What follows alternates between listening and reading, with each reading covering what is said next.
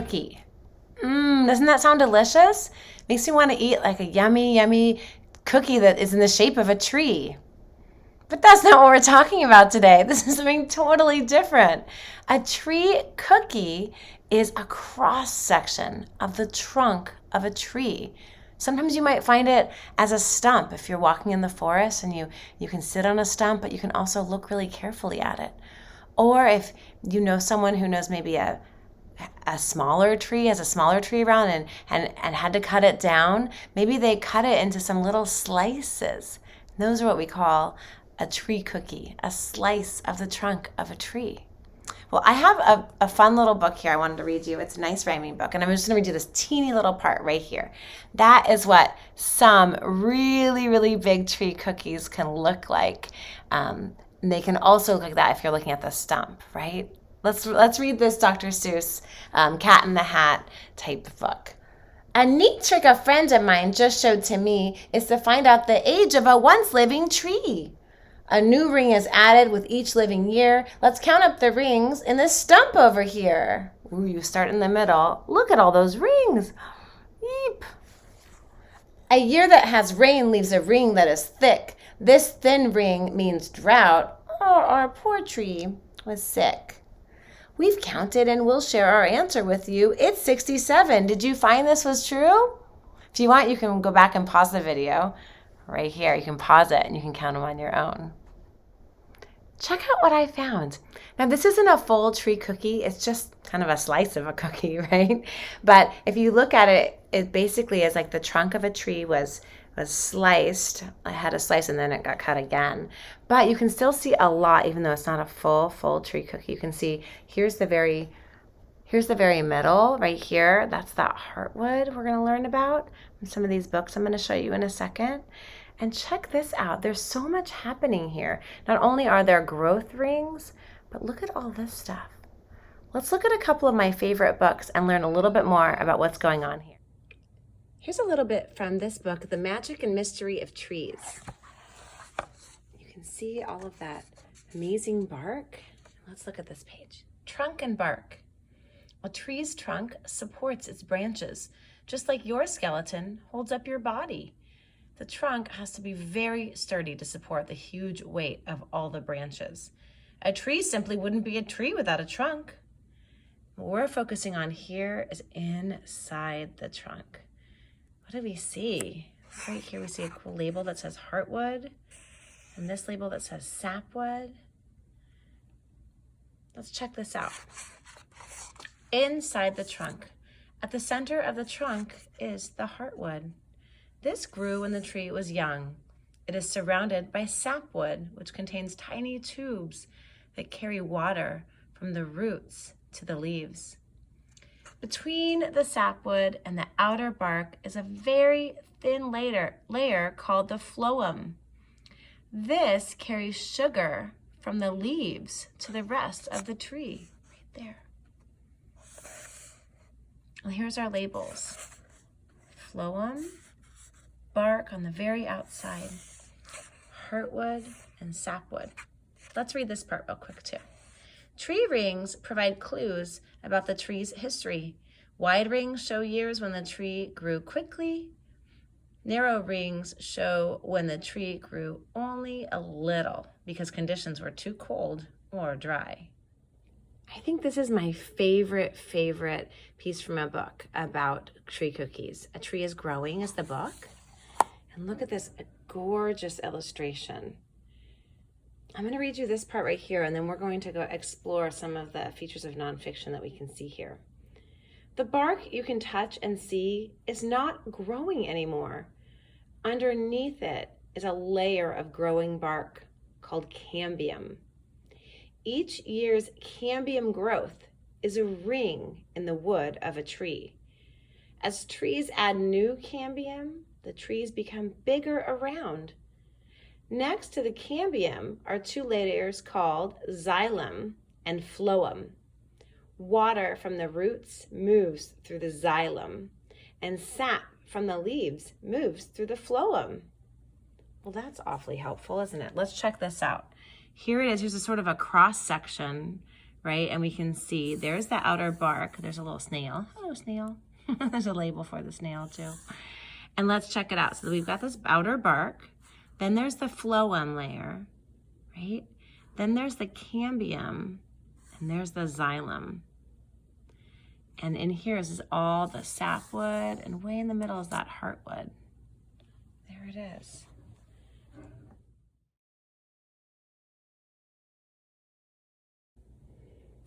Here is an example of the tree cookie model that I made in past years, and ours is going to look somewhat like this, but a little different this year.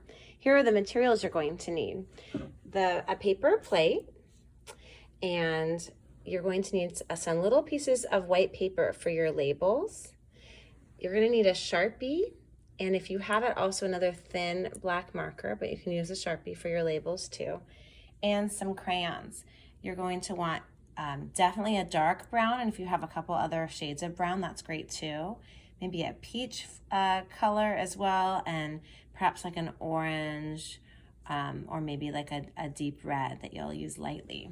You'll also need a pair of scissors for cutting apart your labels and a glue stick for attaching your labels to your scientific model of your tree cookie.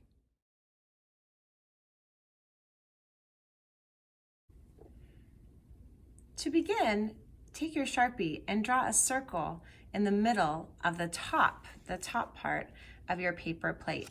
Instead of writing the word name, you'll write your name here. Your circle can be about this size or maybe a little bit bigger than this. This is going to represent the heartwood in your tree cookie model.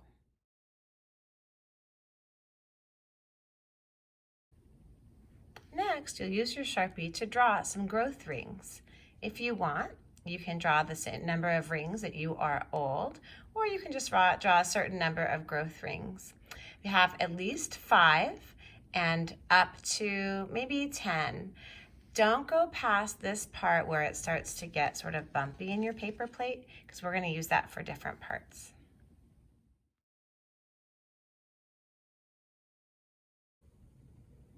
Next, you're going to use your darkest brown and color in this heartwood as best as you can.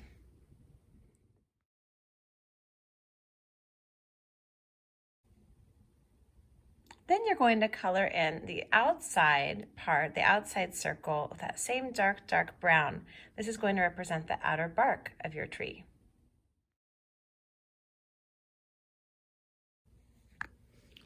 The next circle coming in, you're going to color orange or peach, and this represents the cambium.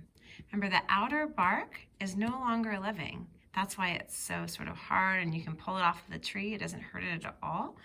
And this cambium, this is the current growing layer of wood in the tree.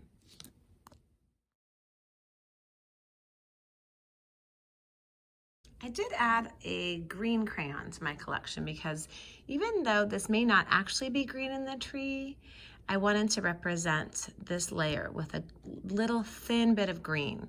So you see that we have the outer bark here, and then we have the cambium here that's growing. Well, in between them is the phloem, and we're representing that right here with this green layer, this thin green layer. And the sap from the leaves moves through the phloem. And that's why we're representing it with green. Also added a yellow crayon to my list here. And we're going to make this layer right here, very thin layer of yellow, just like we did the green here. And that's going to be the xylem, which, by the way, is a great X word. And so this xylem is how the water moves from the roots through the rest of the tree, through this xylem. All right, let's see what we have so far. The heartwood, the outer bark, then we have the phloem, the green, the cambium, the growing wood here with the orange, and then we have the xylem, where the water moves from the roots through the whole tree. All we have left to color right here is the sapwood. All of this, it's not necessarily the heartwood, the earliest wood that grew, but what grew after. And so we're going to use any combination of browns or tans or anything like that, but maybe just not as dark as the heartwood. All right, there we have it. Now we might remember it now, but we better put some labels on here so we can remember what all of this means later.